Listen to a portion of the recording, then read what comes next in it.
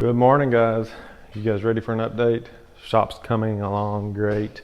The walls are coming up great. You see behind me here, that's where we're at on that side and all the way around.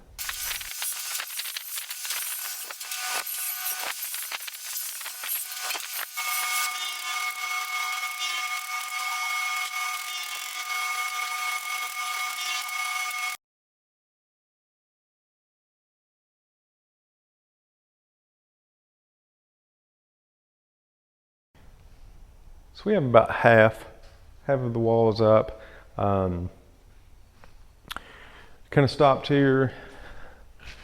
I'm going to go ahead and wire up a 240, reduce it down to 220, and then keep the extra wires in a junction box, you know, with a cap, in case we ever decide to go ahead and convert this over to 240 if we ever need it.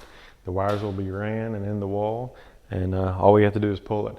So what I'm doing here is I'm getting my my wire laid out, my big strand for my 240, and again, like I said, we'll just reduce down to 220, and may use it one day, may not if we decide to put a welder in here. We actually have a dedicated welding shop that's all block, but if we ever need it, we'll have it. We're going to have dedicated 220 over here, dedicated 220 over on this side as well. I have a lot of equipment that is 110/220. I prefer to use 220 when possible. Just gives you a little more oomph on your machine. Probably won't do a whole lot today. Today is Father's Day, so may have a chill day. We'll see. When you're spending most of your days or most of your work day, you know, just out putting up wallboard, which it takes a lot to do this.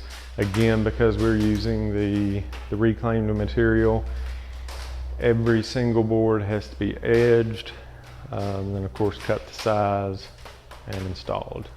And when you're using 4-inch material on a large building, it takes a little while to do that.